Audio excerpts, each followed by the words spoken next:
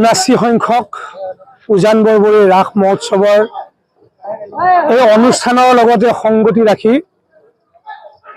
অসমৰ হিয়াৰামঠু জনতাৰ শিল্পী জুবিন গাৰ্গৰ যি শ্ৰদ্ধাঞ্জলি অনুষ্ঠান অনুষ্ঠিত আয়োজন কৰিছে আৰু এই শ্ৰদ্ধাঞ্জলি অনুষ্ঠান মুকলি কৰিবলৈ আমাক নিমন্ত্ৰণ জনোৱাৰ বাবে প্ৰথমতে সংস বাহিনীৰ উদ্যোগত অনুষ্ঠিত হোৱা উজান বৰবৰী ৰাস মহোৎসৱৰ প্ৰতিগৰাকী কৰ্মকৰ্তালৈ আমি শ্ৰদ্ধাৰে সেৱা জনাইছোঁ। অতি দুখেৰে সৈতে আমি আজি এই অনুষ্ঠানত অংশগ্ৰহণ কৰিবলগীয়া হৈছে যে আজি ৪৮টা দিন অতিক্ৰম কৰাৰ পিছতো অসমৰ অতি মৰমৰ শিল্পী জনতাৰ শিল্পী যিগৰাকী শিল্পীয়ে মৃত্যুৰ জৰিয়তে বিশ্ব জয় কৰিবলৈ সক্ষম হৈছে যে তেনে এগৰাকী শিল্পী আজিলৈকে হত্যাকাৰীক চিনাক্তকৰণ কৰা বিষয়টোৱে এটা অতি দুৰ্ভাগ্যজনক বিষয়। সেই শিল্পীগৰাকীৰ যোৱা 19 তাৰিখে যেতিয়া মৃত্যু হৈছিল আৰু 20 তাৰিখৰ পৰাই আমি অসম জাতীয়তাবাদী যুৱ ছাত্ৰ পৰিষদে বিভিন্ন সময়ত আমি দাবী উত্থাপন কৰিছিলোঁ যে শিল্পীগৰাকীৰ মৃত্যুৰ ঘটনাটো একেবাৰে ৰহস্যজনক মৃত্যু। গতিকে এই ৰহস্যজনক মৃত্যুৰ তদন্ত এক উচ্চ পৰ্যায়ৰ তদন্তকাৰী সংস্থাৰ জৰিয়তে তদন্ত হ'ব লাগে।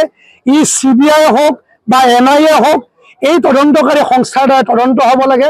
কিন্তু অতি দুৰ্ভাগ্যজনক কথা যে অসমৰ মাননীয় মুখ্যমন্ত্ৰীয়ে অসম জাতীয়তাবাদী যুৱ ছাত্ৰ পৰিষদৰ লগতে অসমৰ প্ৰতিটো জাতীয় জনগোষ্ঠীয়ে আহ্বান জনোৱা দাবীৰ প্ৰতি সঁহাৰি নজনায় যে এই তদন্তৰ দায়িত্ব SITক দিয়া হ'ল। যে আমি SITলৈ কেতিয়াও সন্দেহ কৰা নাই যে তেখেতসকলে যে তদন্ত কৰি উপযুক্ত প্ৰতিবেদন দিব নোৱাৰে বুলি আমি সন্দেহ কৰা নাই।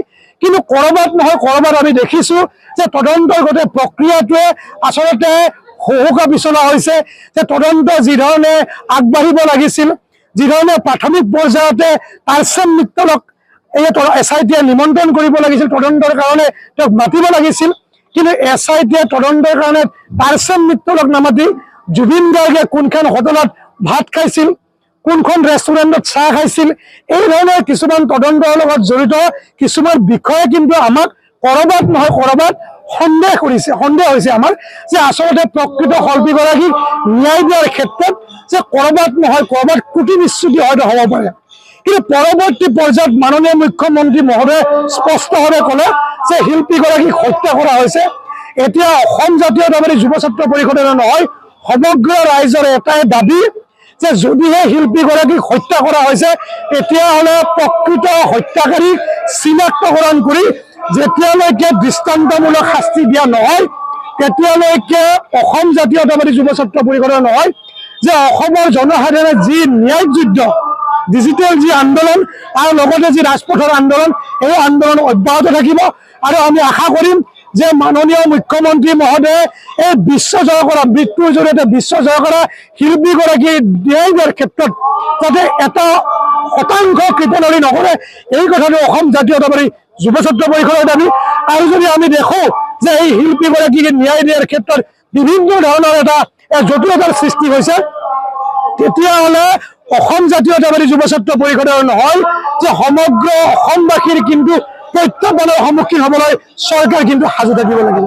নাই ইতিমধ্যে আপোনালোকে জানে যে আমি ন্যায়ৰ দাবীত সিদিনা যোৱা 24 তাৰিখে আমি অসমৰ 25টাকৈ জাতীয় জনগোষ্ঠীয় সংগঠন একত্ৰিত হৈ এক প্ৰতিবাদী পদযাত্ৰা কাৰ্যসূচী ৰূপায়ণ কৰিছোঁ। আৰু অসমৰ 25টা জাতীয় জনগোষ্ঠীয় সংগঠনৰ এটাই দাবী যে যদি এইখন চৰকাৰৰ মাননীয় মুখ্যমন্ত্ৰী মহোদয়ে যিহেতু কৈছে যে হত্যা কৰা হৈছে, গতিকে হত্যাৰ বিষয়টো কোনো কাৰণে লেহেমীয়া হ'লে অসম জাতীয়তাবাদী যুৱ ছাত্ৰ পৰিষদে নহয় এই 25টা জাতীয় জনগোষ্ঠীয় সংগঠনে কেতিয়াও মানি নলয়। এই স্পষ্ট দাবী সদায় থাকিব। আৰু ইতিমধ্যে আপোনালোকে জানে যে জুবিন গাৰ্গৰ মৃত্যুৰ পৰা আৰম্ভ কৰি এতিয়া সিদিনালৈকে এই জুবিন গাৰ্গ ক্ষেত্ৰত যোৱা দৰ্শনাৰ্থীৰ সুবিধাৰ কাৰণে ইতিমধ্যে আমি এখন বিনামূলীয়া চাহৰ বিপণী আৰম্ভ কৰিছোঁ যাতে সেই মৰমৰ শিল্পীগৰাকীৰ সেই যি জুবিন ক্ষেত্ৰলৈ যোৱা অসমৰ ৰাইজে যাতে কোনো অসুবিধা নাপায় যে ইমানখিনিলৈকে আমি কৰিছোঁ।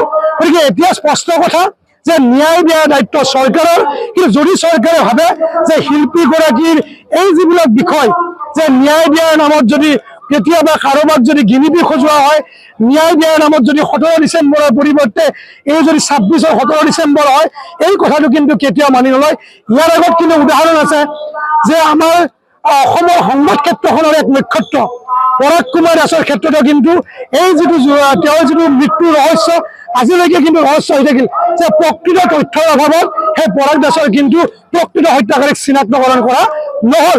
গতিকে আমাৰ কথাটো স্পষ্ট, কেৱল মাত্ৰ অসমৰ জুবিন গাৰ্গৰ লগত যোৱা অসমৰ যিসকল ব্যক্তি আছিল, অসমৰ যিখিনি অনুষ্ঠান প্ৰতিষ্ঠানৰ মুৰব্বী আছিল যে তেখেতসকলক এৰেষ্ট কৰা হ'ল।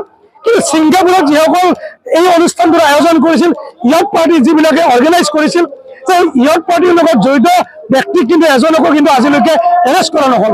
যে আমাৰ মূল প্ৰশ্নটো হৈছে যে কেৱল অসমৰ পৰা যোৱাসকলে তেওঁৰ হত্যাৰ লগত জড়িত হৈ আছিল নেকি? যদি অসমৰ পৰা জড়িতসকলে যোৱাসকল যদি হত্যাৰ লগত জড়িত, তেতিয়াহ'লে নিশ্চিতভাৱে অসমৰ মাননীয় মুখ্যমন্ত্ৰী জানে যে এইসকলৰ ভিতৰত এইকেইজনৰ ভিতৰত প্ৰকৃত হত্যাকাৰী কোন। কাৰণ এই কাৰণে কৈছো যে যিখিনি সময়ত SIT ক'ব লাগিছিল যে হত্যা হৈছে, সেইখিনি সময়ত কিন্তু মাননীয় মুখ্যমন্ত্ৰীয়ে কৈছে যে হত্যা হৈছে।